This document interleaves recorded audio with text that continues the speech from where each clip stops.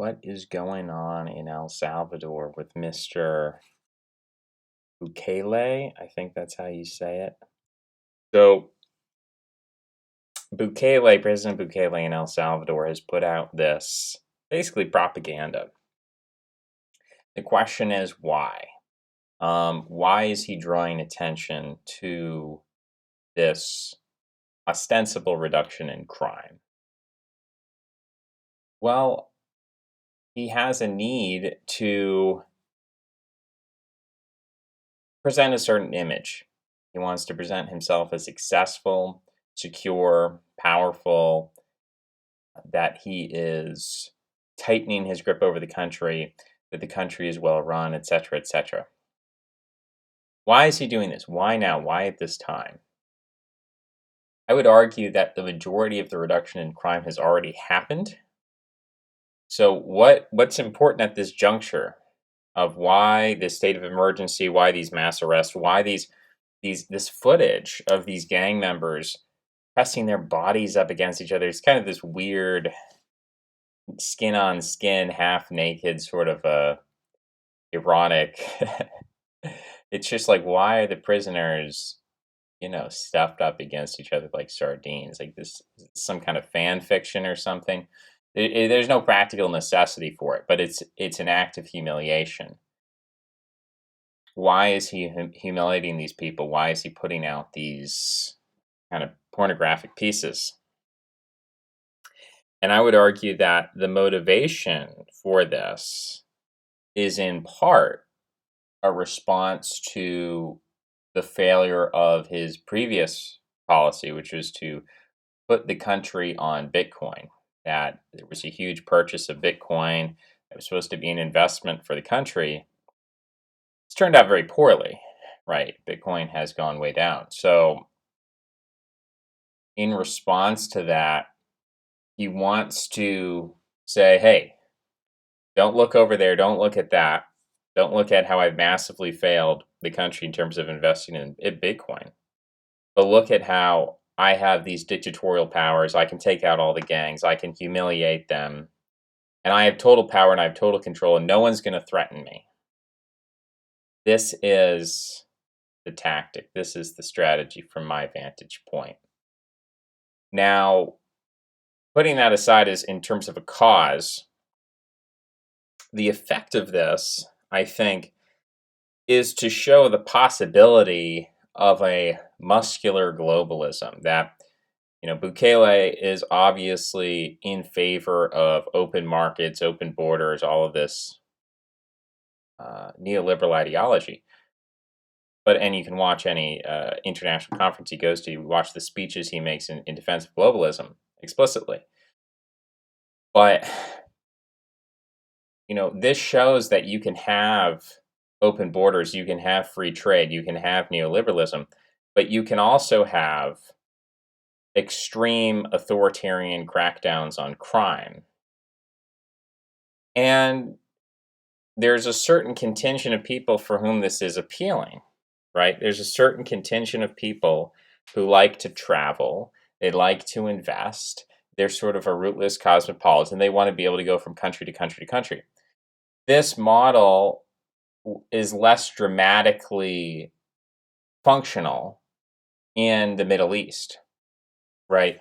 You don't have the type of gang violence that you have in South America, this drug-based cartel violence. You don't have that in the Middle East, because the Middle East has these police where if Singapore is another example, if you toss chewing gum on the sidewalk, they start beating you up. They grab you and they start caning you. So this authoritarian model, which is an ancient model, right? It's nothing new in terms of crime and punishment. It's ancient, going back to Hammurabi's code or whenever, that you intimidate criminals with physical punishment and humiliation to dissuade them from committing crime. And it turns out that this works, right? This absolutely does work. The reduction in these types of tactics and a move toward a rehabilitation method is basically religiously motivated. And you see the comments against Bukele as coming from this phrase of human rights. He's not respecting human rights. He's not defending human rights. He's assaulting human rights. The human rights is a moralistic religious framework. It's a godless religion. It's an atheistic religion that states that there are these abstract principles of human rights, of equality, of fairness, of equity, of diversity, of inclusion, and so on and so forth. It's this pantheon, but instead of having personalities, instead of having gods, it's a pantheon of rights. And so gay rights are part of the pantheon, and trans rights, and feminist rights, and the rights of the criminals, and the rights of the poor. So this concept of human rights, this concept of equity, it is what motivated the abolitionist movement in Great Britain and then in North America. It's what motivated the French Revolution, the rights of man, Rousseau, Voltaire, uh, progressivism. This is the tradition that spawns human rights. So this is where it's coming from. And all of these concepts are very useful. They're very useful. Some people would call these luxury beliefs, that human rights are a luxury belief. And in some ways, I can understand that argument why you can only have human rights in a rich country and therefore it's a luxury belief. But human rights, if you look at them in isolation, they can seem ridiculous, or they can seem over the top, or they can seem wasteful, or they can seem impractical. But in a larger context, if we assume that we're headed toward something like transhumanism, where genetic modification technologies become so advanced that the human genome begins to mutate, directed by human consciousness rather than as a slow process over hundreds of years. If we're able to change people's DNA through technologies that already exist, then we're going to see a kind of questioning, a kind of breakdown, a kind of crisis of identity in terms of class, in terms of ethnicity, in terms of religion. I mean, this is going to impact every aspect of our society because there are going to be huge advantages and also drawbacks to that type of technology. And so it's going to shatter a lot of people's reality. So in that context, having a concept of human rights as you could describe it as operating in a lot of ways. You could describe it as a smokescreen, you could describe it as a distraction, but it also, what it creates is it creates a template for acceptance and tolerance of a certain kind of self-experimentation, right? And we're even seeing this, I'm not going to be too direct about this, but we're even seeing this in terms of parents are now making the choice at young ages, right? At prepubescent ages, right? So we're talking about children under the age of 14, perhaps even younger. We're talking about adults now making the choice, whether those are parents, guardians, medical professionals, priests, religious functionaries, DMV workers. They're going through some diagnostic criteria that's only been invented in the last 10 years, totally new stuff. And they're saying for these children, as long as they consent and they agree to it, as long as they can be, brainwashed into it, then we're going to alter their hormonal profile, right? So then the question becomes, how distinct is that process from altering someone's genetic profile?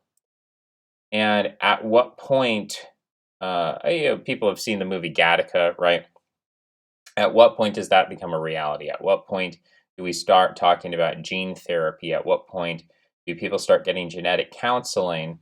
It's already a popular thing in certain populations, Israel, for example. But, genetic counseling, and you get a report and it says, well, your child's going to have this and that disease. We could offer you genetic therapy so that your child has better life outcomes. There's that's obviously hugely impactful, right? And there's no getting around the fact that this is a very dramatic projection of what could happen in the future. And what human rights does is it prepares us for this possible event because it creates a moral structure in which all fear and loathing and hatred and resentment is directed away from this kind of hormonal, biological, genetic experimentation done on children. And it's directed toward this conservative, backwards element that wants things to be the same, that wants things to be authoritarian, that wants things to be traditional. So this is the function of human rights, is it doesn't make a lot of sense without the context, without understanding where it came from, which is the progressive movement, which founded eugenics, which is, the Enlightenment, which is, this post-Christian secular movement. Without understanding the history, and then without understanding the precipice that we are upon in terms of genetic technologies that we've already developed and implemented in the population, and then projecting that forward and saying, we probably haven't hit a brick wall yet.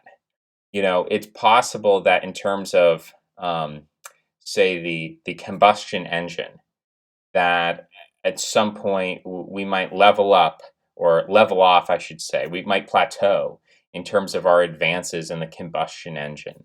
That the efficiency, miles per gallon or something, might level off at a certain point. And you could list a whole bunch of technologies where it's an old technology, it's been around for hundreds of years, the steam engine, whatever. I say there's a lot of old technologies where, we may have just maxed out our capacity to expand in that direction, and we pretty much have the best that we're ever going to get in older technologies. But genetic technologies are relatively new and unexplored. And so the idea there is that there's a lot of low hanging fruit. Whereas, like, if you want to make a better combustion engine, it's really hard because it's been around for a long time and there's been a huge incentive for a lot of big corporations to make better and better engines. And of course, they're always going to try to do that, but it's hard because so many people have concentrated on the problem for so long. There's diminishing returns, right? Law of diminishing returns states that, like, for instance, you're trying to learn a language. The percentage of that language that you're going to learn within the first 6 months or the first year or the first 4 years is going to be way bigger in terms of this learning curve. You're going to learn way more in these shorter time frames than you would in 20, 30, 40 years, right? So we understand that in terms of a language, and there is a kind of syntax. There's rules to how genetics works. There's rules to how a combustion engine works. So learning the way that reality works can be compared to learning how a language works. One is an artificial syntax, one is a physical syntax, syntax of biology, syntax of the external world. But I think this analogy is a good theory of how technological advancement works. And so this is why I think it's reasonable to suspect that genetic technologies do have the potential to radically alter our identities, self-conceptions, economic structures. I mean, religion, the whole from top to bottom, the entire society will be affected and changed by this in a way that we haven't seen perhaps since the invention of agriculture 10,000 years ago. I mean, this is the most powerful potential technology that we've seen since the dawn of human civilization, basically, now, assuming that there weren't Paleolithic civilizations, megalithic civilizations. That's another topic for another time, but it's a huge precipice to be upon.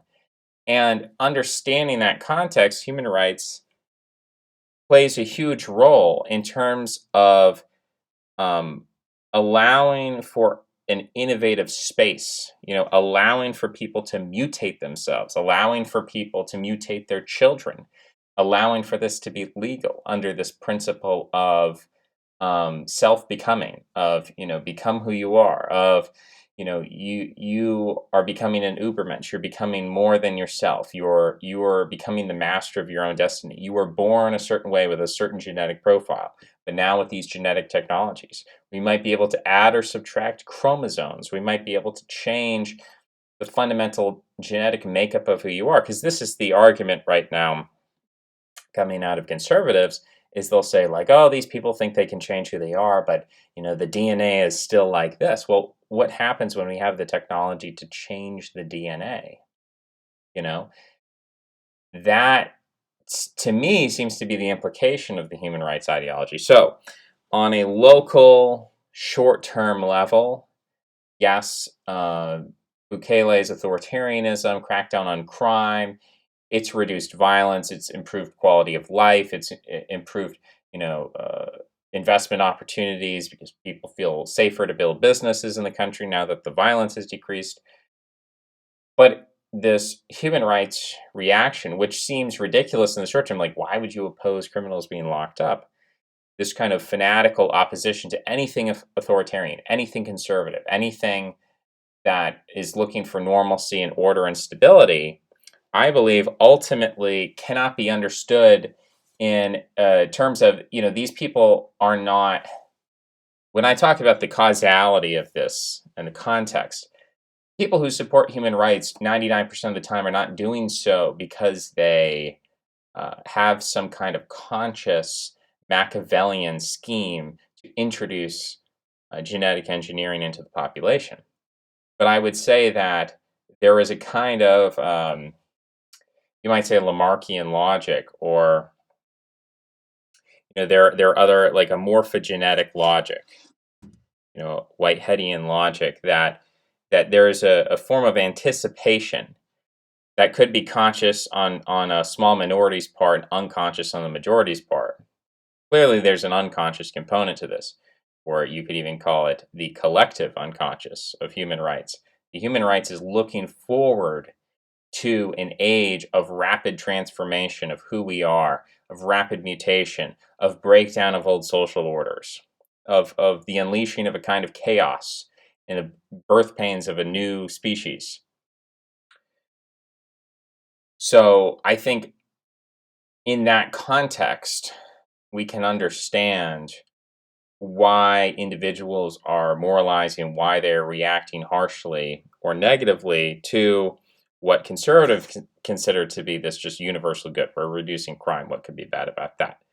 But there's an underlying logic to the human rights liberal left opposition to this crackdown on crime that just has to do with basic psychological sources. The German term is Ursprung, which means the originary spring. So there are these deep psychological sources. You can think of, if you like, the mental picture of like a geyser, of, like, there's water deep under the earth, and it springs forth in a certain method in a certain location, and you see that result. You see the outpouring of a spring, but understand that that spring has a source, and it's deep and it's subterranean. So as we see, I mean, it's pretty understand, like, why do conservatives oppose crime? Why are they authoritarian? Why, all of those psychological motivations are understandable. Why people want to live in a crime-free neighborhood or whatever. People like stability. People like familiarity. Human rights is coming from the opposite tendency, which is this liberal tendency, which is this the potentiality of a new creation, and it's protecting something that's very fragile. Genetic technology requires a civilization that is open, that is tolerant, that is progressive, that is forward-looking, that is open to change, that is open to its own destruction, that has sort of a martyr complex, that's willing to maybe create Frankenstein and die in the process, or Frankenstein's monster. I know that the monster is not named Frankenstein, it's the doctor, whatever. But, along with the Dr. Faustus myth, we could say there's a sort of Dr. Frankenstein myth. The willingness to create a new species, even if that species would kill you. Looking back at the Greco-Roman concept of Zeus killing Kronos, there is this sense that the son will conquer the father. There's a conservative instinct to prevent that from happening, but there's a liberal instinct to push that forward, to identify with Zeus over Kronos, to identify with the son over the father. So these are the kind of underlying psychological, technological, civilizational currents that I see under the surface of this.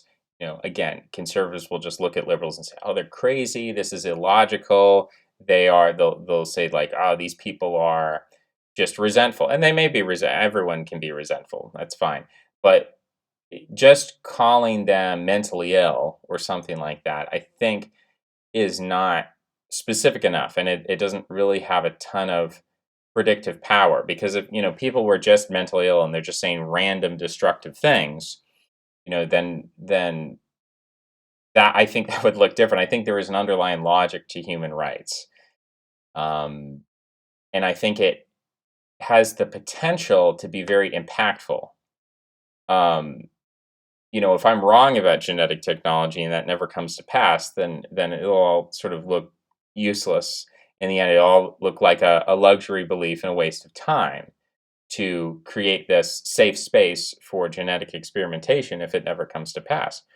But my hypothesis is that, um, in the end, those individuals, those groups, those societies, those civilizations that reject genetic engineering on conservative grounds are going to be outcompeted by those who are open to that introductory Frankenstein stage, where mistakes will be made. I mean, you see this with Tesla self-driving cars, that you have a class of people who are just completely opposed. They're just, utterly afraid and paralyzed about safety concerns. The truth is, we have plenty of drunk drivers on the road, right? And people still drive cars, right? Tesla performs a lot better than drunk drivers, but there's this fear of the unknown, there's this fear of the new, and there's this need to shut everything down, control everything, and make it safe. And that's the motivation behind Bukele and his policies, and the human rights reaction, which is denouncing him as a fascist and an authoritarian. I believe there's a greater plan at work and a greater logic at work that, if we want to be honest about this dynamic, we have to bring that to the surface. We have to discuss and acknowledge that. So that is kind of the psychological, political analysis of the El Salvador Bukele propaganda piece he's put out recently. If you like the video, leave a thumbs up, leave a comment. You can email me at jupiter@gmail.com. That's DJUETR@gmail.com. Thanks for watching. Thanks for listening. See you next time. Bye-bye.